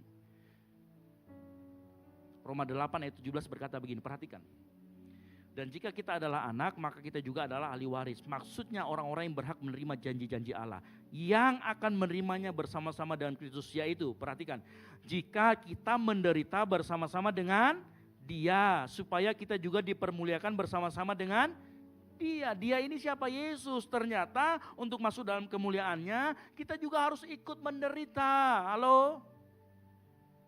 Artinya apa? Bukan akhirnya kita ikut dicambuk, bukan. Artinya kita semakin serupa dengan Dia, baru kita bisa menikmati kemuliaan yang sejati itu. Makanya Roma 8 ayat 29 berkata begini, sebab semua orang yang dipilihnya semula, mereka juga ditentukannya dari semula untuk apa? Menjadi serupa dengan gambaran anaknya. Yang mengerti katakan amin. Makanya dipermuliakan hanya bisa engkau alami apabila karakter kita semua semakin serupa dengan Kristus. Yang mengerti katakan amin. Halo? Makanya ini menjadi pilihan kita hari-hari ini. Gampang kok, kalau karaktermu tidak semakin serupa dengan Kristus, maka kemuliaan yang kau dapatkan itu bukan kemuliaan yang sejati. Simple. Tapi kalau kau menjadi semakin serupa dengan Kristus, maka kemuliaan, engkau menuju kepada kemuliaan yang sejati. Karena dipermuliakan hanya bisa dialami kalau karakter kita menjadi semakin serupa dengan Kristus. Karena itu begini, firman Tuhan tidak pernah mengajarkan bahwa tujuan utama hidup adalah menghilangkan semua penderitaan. Alkitab tidak pernah mengajarkan kita untuk berdoa supaya penderitaan hilang. Firman Tuhan mengajarkan sesuatu yang lebih dalam. Karena begini, tidak mungkin kita tidak menderita di tengah dunia yang sudah jatuh ke dalam dosa. Kita pasti akan menderita kalau engkau ikut karakter Kristus. Tetapi firman Tuhan mengajarkan yang lebih dalam. Penderitaan dapat ditebus. Bahwa di tengah penderitaan itu Tuhan mengerjakan sesuatu di dalam kita bagi kemuliaannya. Yang mengerti katakan amin.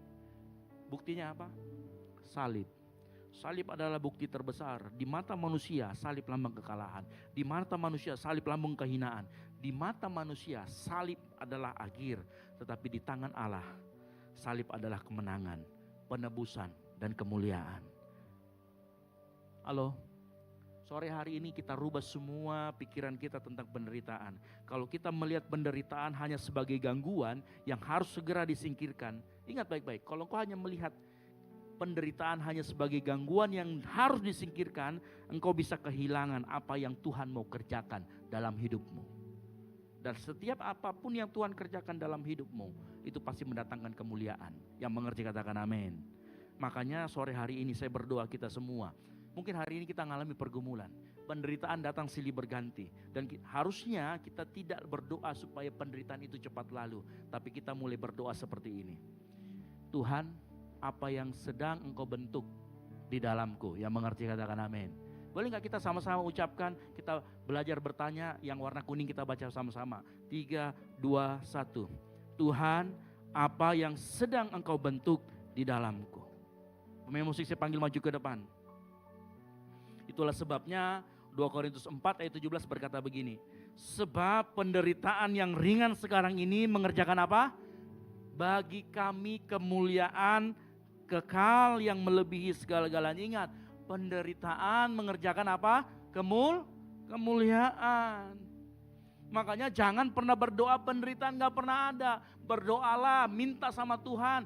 Penderitaan ini apa yang engkau kerjakan dalam hidupku Tuhan, itu minta seperti itu. Kalau engkau sudah tahu, minta kekuatan sama Tuhan untuk melaluinya. Dan berkatalah seperti Yesus berkata di Taman Getsemani apa? Biar kehendakmu yang jadi, bukan kehendakku yang jadi. Yang setuju katakan amin. Makanya yang terakhir, penderitaan tidak otomatis menghasilkan kemuliaan. Tetapi di tangan Tuhan, penderitaan yang kau respon dengan benar, yang kita respon dengan benar, dapat menjadi jalan pembentukan menuju kemuliaan yang sejati. Yaitu apa?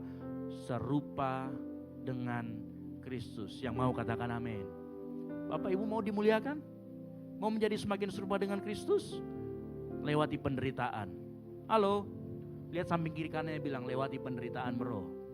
Lewati penderitaan sis. Ngomong. Saya tutup khotbah kita bangkit berdiri.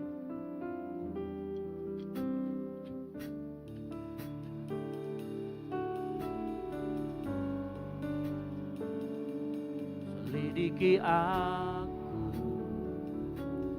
lihat hatiku, apakah ku sungguh mengasihimu, Yesus. Katakan kau yang maha tahu, kau yang maha tahu, dan menilai hidupku, tak ada yang tersembunyi bagi. Katakan selidiki aku, selidiki aku, lihat hatiku, apakah ku sungguh mengasihimu, Yesus. Kau yang maha tahu, dan menilai hidupku, tak ada yang tersembunyi bagi. Telah kulihat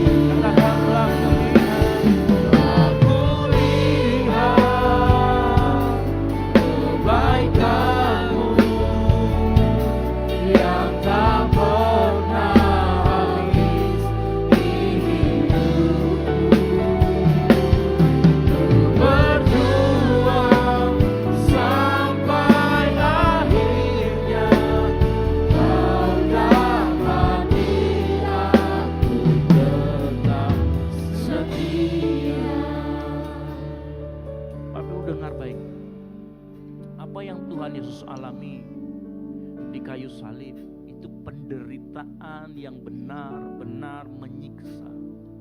Hari-hari ini kita tidak disalib seperti itu.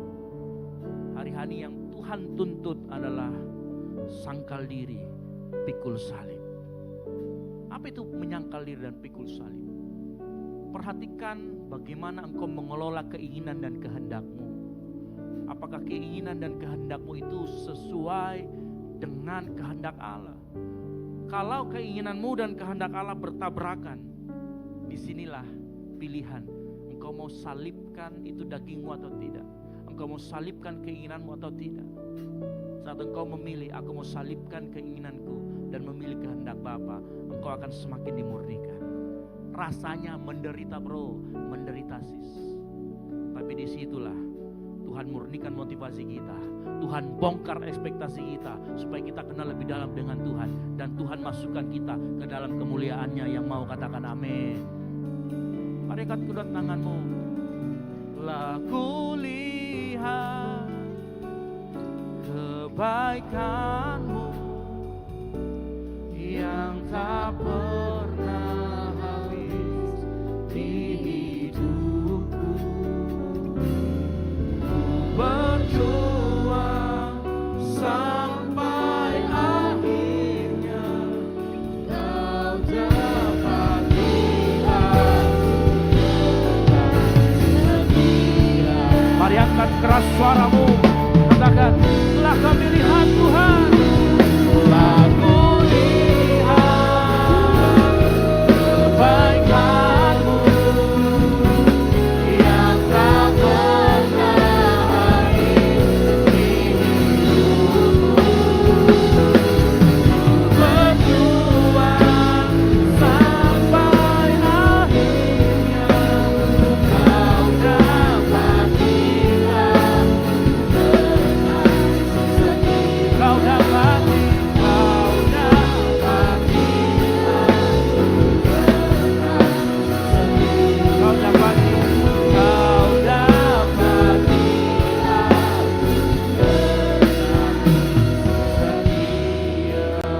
malam hari ini di tangan kita sudah ada roti dan anggur. Kita akan masuk dalam persekutuan penderitaan tubuh dan darah Kristus. Oleh karena itu siapkan hatimu. Nah, sebelum kita masuk, Roh Kudus ingatkan kita untuk kita kemudian mengaku dosa-dosa kita. Karena firman Tuhan berkata, karena itu hendaklah tiap-tiap orang menguji dirinya sendiri. Dan baru sesudah itu ia makan roti dan minum cawan itu. Karena barang siapa makan dan minum tanpa mengakui tubuh Tuhan, ia mendatangkan hukuman atas dirinya. Bapak Ibu dengar baik. Mungkin kita gak sengaja nyakitin orang tua kita, anak kita, teman kerja kita. Kita sakitin atasan kita sebagai kita bawahan. Mungkin kita lupa atau tidak sengaja. Sebelum kita masuk dan persekutuan dalam tubuh dan darah Kristus, minta ampun sama Tuhan. Ngomong minta ampun sama Tuhan. Tuhan ampuni kami Tuhan. Minta ngomong. Bapa di surga mau berdoa sebelum kami masuk dalam perjamuan kudus. Mereka yang meminta untuk pengampunan dosanya, menyesal atas segala kesalahan yang dia lakukan. Tuhan tolong, layakkan kami masuk ke dalam perjamuan kudus ini. Sehingga melalui itu nama Tuhan ditinggikan dan dipermuliakan. Ampuni segala dosa dan pelanggaran kami Tuhan. Sejauh timur dari barat Engkau membuang dosa kami. Dan di tempat ini Tuhan Yesus, kami mau masuk dalam perjamuan kudus. Mari angkat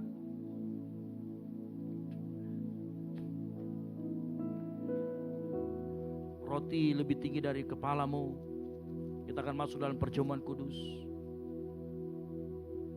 Dengarkan firman Tuhan. Sebab apa yang telah kuteruskan kepadamu telah aku terima dari Tuhan, yaitu bahwa Tuhan Yesus pada malam waktu ia diserahkan, ia mengambil roti dan sesudah itu ia mengucap syukur atasnya, ia memecah-mecahkannya dan berkata, inilah tubuhku yang diserahkan bagi kamu, perbuatlah ini menjadi peringatan akan aku. Percayakah kita roti yang ada di tangan kanan kita ini adalah bukti persekutuan kita dengan tubuh dan darah Kristus, dan bukti bahwa Yesus hadir di tengah-tengah kita. Mari kita makan bersama-sama di dalam nama Tuhan Yesus Kristus.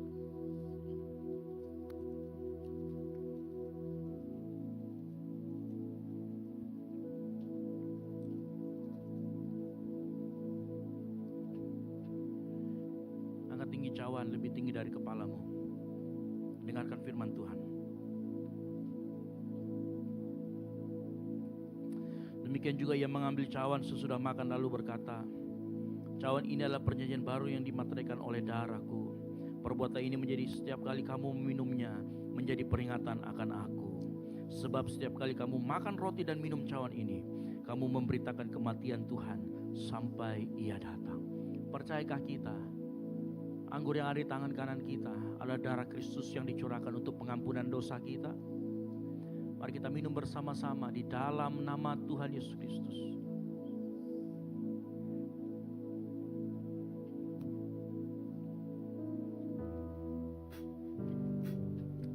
Mari katakan terima kasih Tuhan Yesus. Bilang terima kasih Tuhan. Terima kasih Yesus. Terima kasih, terima kasih. Katakan terima kasih Tuhan. Angkat suaramu, berterima kasih sama Tuhan karena kebaikannya, karena penebusannya. Thanks, thanks Lord. Terima kasih Tuhan. Terima kasih Tuhan. Terima kasih Yesusku. Terima kasih Yesusku. Puji syukur hanya bagi Tuhanku. Terima kasih Yesusku.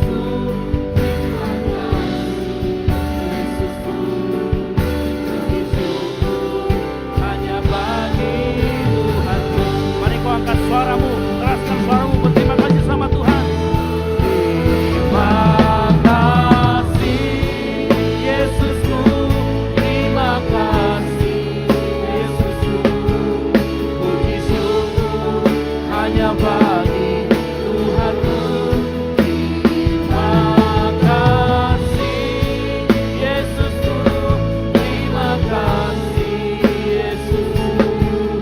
Puji syukur hanya bagi Tuhan. Puji syukur hanya bagi Tuhan. Puji syukur hanya bagi Tuhan. Kasih tepuk tangan yang meriah buat Tuhan kita. Haleluya.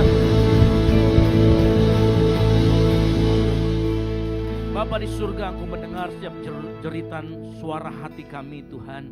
Kami yakin dan percaya Engkau Tuhan yang menyelidiki hati kami. Oleh karena terus murnikan motivasi kami Tuhan. Terus murnikan kami, bongkar setiap ekspektasi yang salah, gambaran yang salah tentang Tuhan yang ada di pikiran kami Tuhan. Sehingga kami bisa lebih dalam kenal dengan Tuhan. Bapa di surga, kami mengucap syukur buat firman Tuhan yang disampaikan malam hari ini. Di tengah memperingati kebangkitan-Mu, Engkau berbicara keras kepada kami tentang penderitaan. Kami mengerti bahwa kalau Engkau menderita, kami sebagai umat-Mu juga akan menderita. Tetapi kami yakin dan percaya, Roma 8 ayat 28 berkata, sebab Tuhan Allah bekerja dan Engkau terus bekerja melalui penderitaan kami, memurnikan motivasi kami, membongkar ekspektasi kami yang salah, dan membawa masuk kami kepada kemuliaan semakin serupa dengan Kristus. Bapa di surga, hamba-Mu selesai berbicara, tapi Engkau akan terus berbicara dalam hati anak-anak-Mu. Kembali mengingatkan mereka bahwasannya mereka diciptakan untuk kemuliaan Tuhan. Terima kasih Bapa di surga. Ini yang menjadi doa kami, sambut dan sempurnakan di dalam nama Tuhan Yesus Kristus yang diberkati firman Tuhan. Sama-sama katakan amin. Baik, silakan dulu Bapak Saudara sekalian. Terima kasih kepada Pastor Esther yang telah memberitakan kebenaran firman Tuhan. Kiranya semakin diberkati lagi dan dipakai dalam pelayanan keluarga dan juga pekerjaannya. Dan biarlah setiap firman Tuhan yang datang pada kita malam hari ini bisa memberkati, dan setiap dari kita juga menjadi pelaku-pelaku kebenaran firman Tuhan yang percaya. Katakan amin. Tiba saatnya kita akan memberikan persembahan syukur kita. Di depan saudara sekalian telah tersedia 2 amplop. Amplop yang pertama untuk operasional pastori dan amplop yang kedua untuk kas gereja. Alur persembahan akan diatur oleh Aser, teman-teman Aser, yang akan dimulai dari sebelah kiri saya, tengah, kemudian disusul sebelah kanan saya.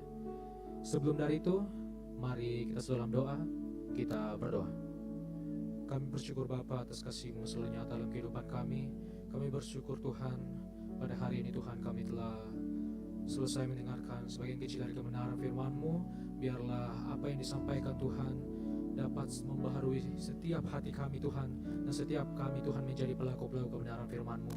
Berkati juga Pesara-Pesara yang telah memberitakan kebenaran firman-Mu, kiranya semakin diberkati dan dipakai lagi Tuhan dalam keluarga, pekerjaan, dan juga dalam pelayanannya Tuhan. Tuhan, kami yakin dan sepakat Tuhan bahwa kasih setia-Mu selalu lebih besar, selalu baru Tuhan dari apa yang kami berikan Tuhan. Oleh daripada hari itu Tuhan, dari hari ini Tuhan kami ingin memberi Tuhan dengan hati yang tulus dan penuh dengan sukacita. Kiranya apa yang ditabur di tempat ini Tuhan dapat menjadi pelebaran kerajaan firman-Mu. Inilah menjadi doa kami, semoga sempurnakanlah. Yang percaya sama-sama kita katakan amin. Selamat memberi, Tuhan Yesus memberkati.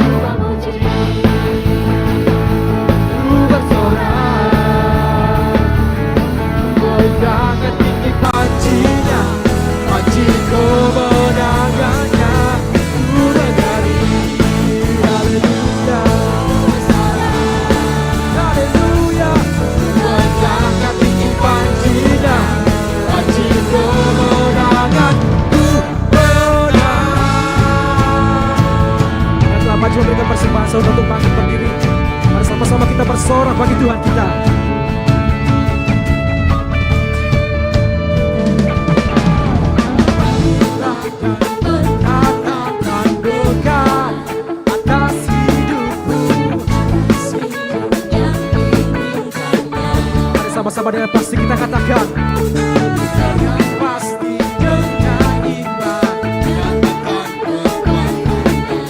kedahsyatannya di hidup, kedahsyatannya dalam hidupku.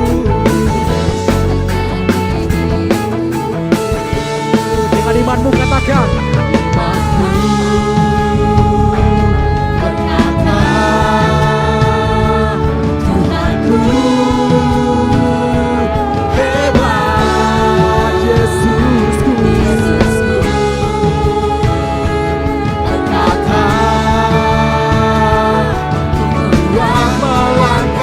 bersamanya ku memuji, ku bersorak.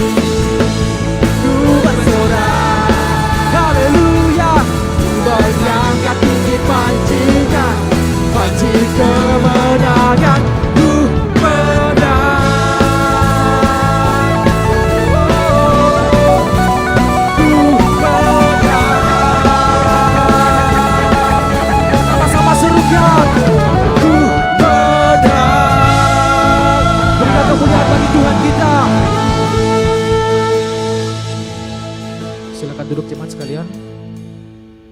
Tiba saatnya kita akan mendengarkan pengumuman untuk sepekan kepada multimedia yang melayani, dipersilakan. Shalom jemaat yang dikasihi Tuhan. Berikut beberapa informasi kegiatan GBI Oikumene selama 1 minggu ke depan. Untuk teman-teman yang bergabung dalam Ground Sudiang, Unhas, dan BTP, jangan lupa hadir pada Fusion Ground yang akan diadakan di gereja. Mari semakin mempererat hubungan kasih dan persaudaraan di dalam Tuhan. Doa pelayan dan puasa akan diadakan pada hari Sabtu pukul 6 sore bertempat di gereja. Gladi bersih untuk ibadah raya pertama akan diadakan pada hari Sabtu pukul 7 malam, ibadah raya 2 pada hari Minggu pukul setengah 3 sore, dan gladi bersih untuk ibadah raya ketiga akan diadakan pada hari Sabtu pukul 10 pagi. Ibadah raya Minggu diadakan sebanyak 3 kali, yaitu pukul 9 pagi, pukul setengah 5 sore, dan pukul 7 malam. Ibadah raya yang pertama dan yang kedua akan disertai ibadah anak sekolah minggu. Ibadah-ibadah ini dapat disaksikan secara online melalui live YouTube GBI Oikumene. Bagi saudara-saudari yang ingin mendapatkan dukungan doa, silakan menghubungi nomor berikut. Pondok Daud akan diadakan setiap hari Selasa dan Jumat pukul 3 sore bertempat di ruang sekolah minggu. Bagi jemaat Tuhan yang berkerinduan untuk didoakan, silakan mengisi form pokok doa yang telah disiapkan. Mari tetap saling menopang dalam doa-doa kita kepada Tuhan. Bagi saudara-saudari yang membutuhkan layanan konseling, penyerahan anak, dan pernikahan, silakan menghubungi nomor berikut. Baptisan akan diadakan pada minggu terakhir setiap 3 bulan sekali. Bagi saudara sekalian yang membutuhkan layanan baptisan, silakan menghubungi nomor berikut. Persembahan persepuluhan dan persembahan lainnya dapat ditransfer melalui rekening BCA dengan nomor 7993 111 777 atas nama GBI Oikumene. Jangan lupa untuk mencantumkan keterangan untuk setiap persembahan yang diberikan. Perpuluhan yang jemaat Tuhan berikan akan dipergunakan seluruhnya untuk pekerjaan Tuhan di tempat ini dan akan dilaporkan secara periodik serta terbuka kepada jemaat Tuhan sekalian.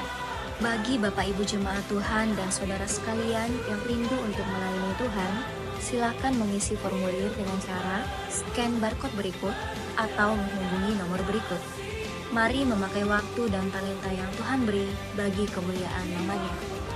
GBI Oikumene mengucapkan selamat ulang tahun bagi jemaat Tuhan yang ulang tahun sepanjang bulan ini. Kasih, sukacita, dan penyertaan Tuhan melimpah bagi jemaat Tuhan sekalian.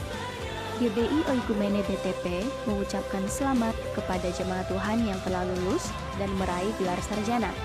Sukses selalu dan Tuhan Yesus menyertai setiap langkah ke depannya. Demikian informasi mengenai kegiatan GBI Oikumene selama sepekan. Selamat hari Minggu, Tuhan Yesus memberkati.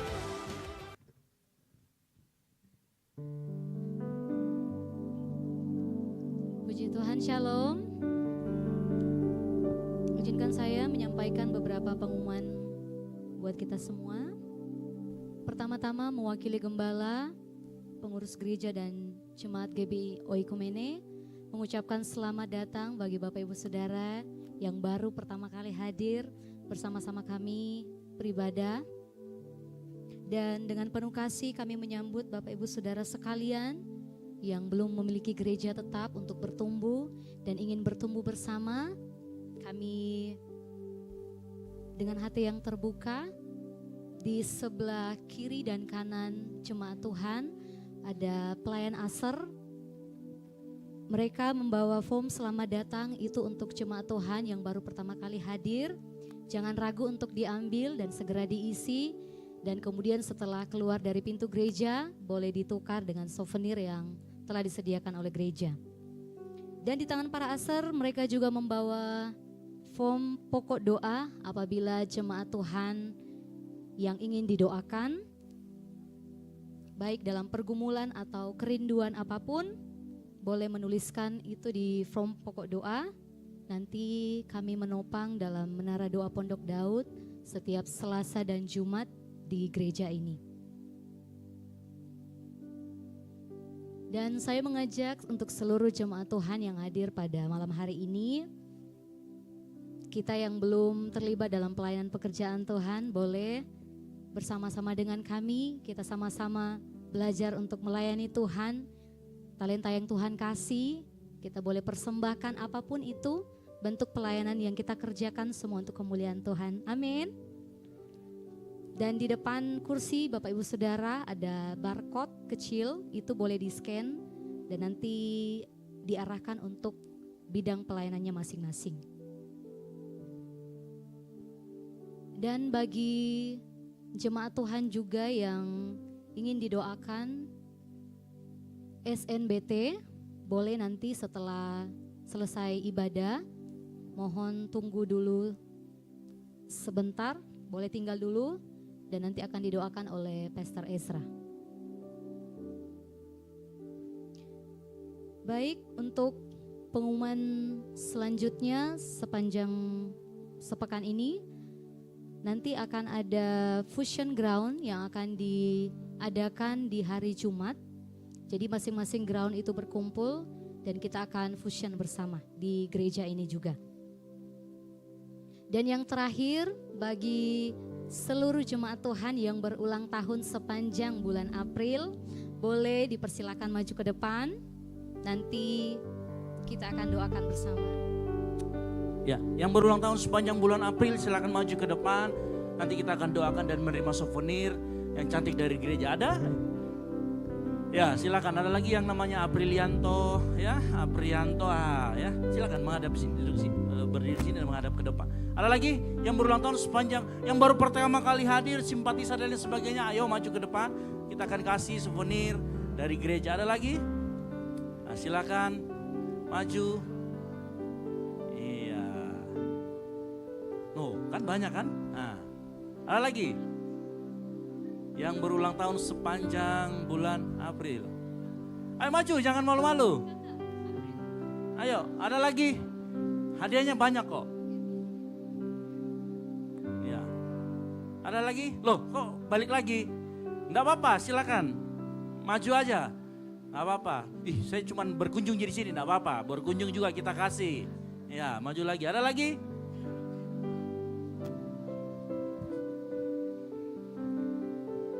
Ya. Ada lagi? Oh, haleluya. Banyak ya? Taruh di sini.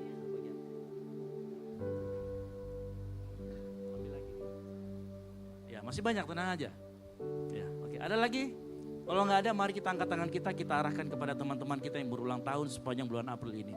Bapa di surga, kami mengucap syukur dalam nama Tuhan Yesus Kristus. Bersyukur buat saudara-saudari kami yang berulang tahun sepanjang bulan April. Kami yakin dan percaya penyertaan Tuhan akan sempurna dalam kehidupannya. Biar apapun yang dia lakukan oleh kedua tangannya, Tuhan memberkati. Berkati juga mereka dalam kampus mereka, dalam kuliah mereka, dalam sekolah mereka, dalam setiap pekerjaan mereka. Apapun mereka, baik itu sebagai ibu rumah tangga, sebagai seorang istri, sebagai seorang suami, sebagai seorang bawahan, atasan, apapun yang mereka lakukan, Tuhan berkati dari di usia yang baru ini. Biar kehidupan mereka memuliakan nama Tuhan melalui apa yang mereka kerjakan. Tuhan angkat mereka menjadi kepala, bukan menjadi ekor. Tuhan sertai apapun yang mereka lakukan di dalam nama Tuhan Yesus Kristus. Kami mengucap syukur dan berdoa. Haleluya. Amin. Umur panjang di tangan kanan.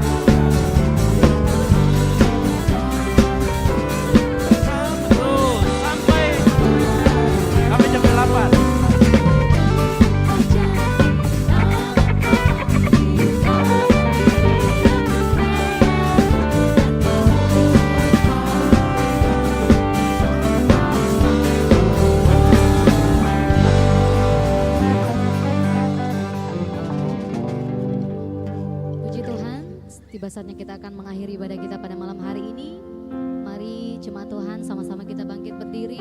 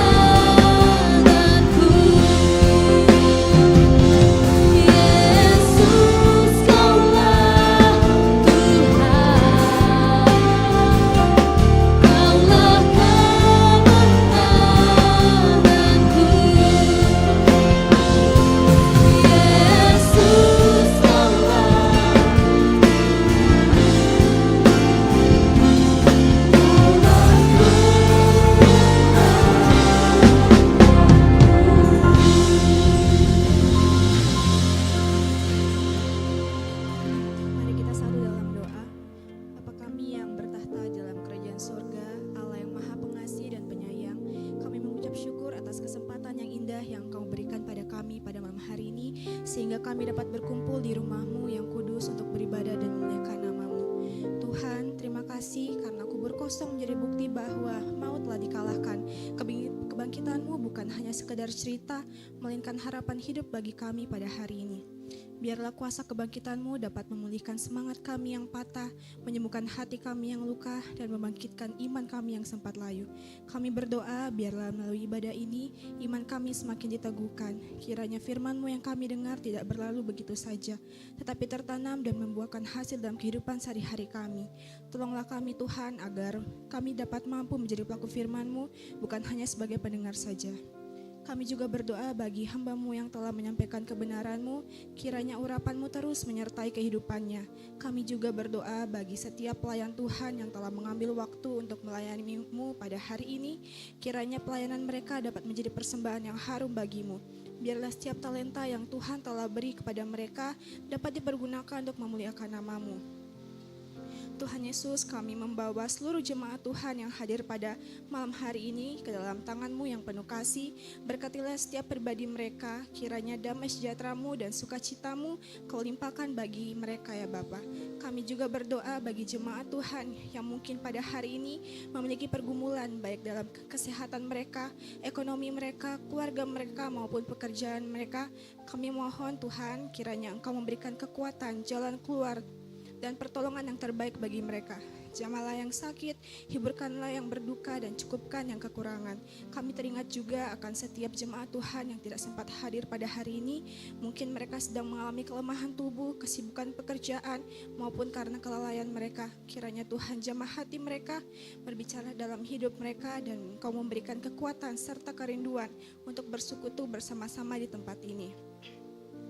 Kami juga berdoa bagi jemaat Tuhan yang sedang menyaksikan ibadah ini secara online melalui platform manapun. Biarlah Tuhan memberkati mereka sama seperti Tuhan memberkati kami yang hadir pada hari ini. Tuhan, kami juga berdoa bagi bangsa negara kami Indonesia, kiranya damai sejahtera dan keadilan senantiasa memerintah pada negara kami. Secara khusus kami berdoa bagi kota kami, kota Makassar, kiranya Engkau memberikan kota kami keamanan, kedamaian, dan hidup bertoleransi. Kami rindu kota kami, negara kami akan mengalami hujan pertobatan. Biarlah banyak orang yang mengaku Engkau sebagai Tuhan dan Juru Selamat dalam kehidupan mereka. Berkati juga setiap pemimpin dan jajarannya, Tuhan memberikan mereka hikmat, wahyu, marifat dalam memimpin negara ini. Kami juga membawa setiap keluarga kami yang berada di kampung, di kota, kiranya perlindungan Tuhan sempurna atas kehidupan mereka. Kami juga tak lupa berdoa bagi Ibu Gembala kami dalam masa tuanya, kiranya Tuhan memberikan kekuatan dan kesehatan bagi Ibu Gembala kami. Kami juga berdoa buat pemimpin kami, Pastor Esra dan Kak Debbie. Tuhan memberkati keluarga mereka, pekerjaan mereka, dan usaha yang mereka jalani.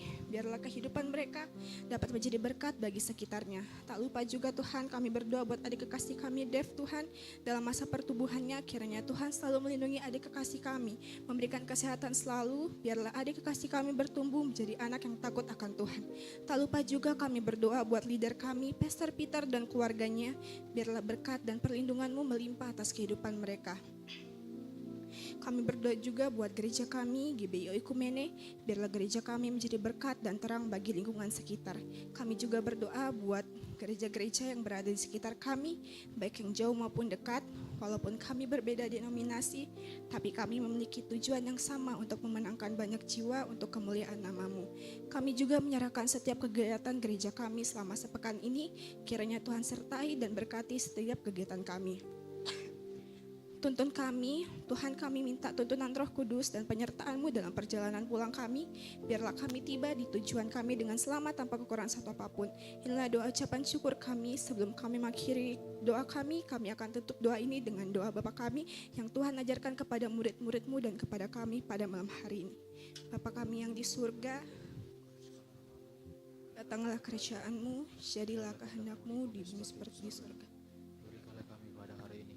Makanan kami yang secukupnya, dan ampunilah kami akan kesalahan kami, seperti kami juga mengampuni orang yang bersalah kepada kami. Dan janganlah membawa kami ke dalam pencobaan, tetapi lepaskanlah kami daripada yang jahat. Karena Engkau-lah yang punya kerajaan dan kuasa dan kemuliaan sampai selama-lamanya. Mari kita angkat kedua tangan kita, terima berkat dari Tuhan. Kuatkan dan teguhkan hatimu dengan sungguh-sungguh, bertindaklah hati-hati sesuai dengan seluruh firman Tuhan yang telah engkau dengarkan. Jangan menyimpang ke kanan atau ke kiri supaya engkau beruntung. Janganlah engkau lupa memperkatakan firman Tuhan ini, tetapi renungkan itu siang dan malam. Sebab dengan demikian perjalananmu akan berhasil dan engkau akan beruntung.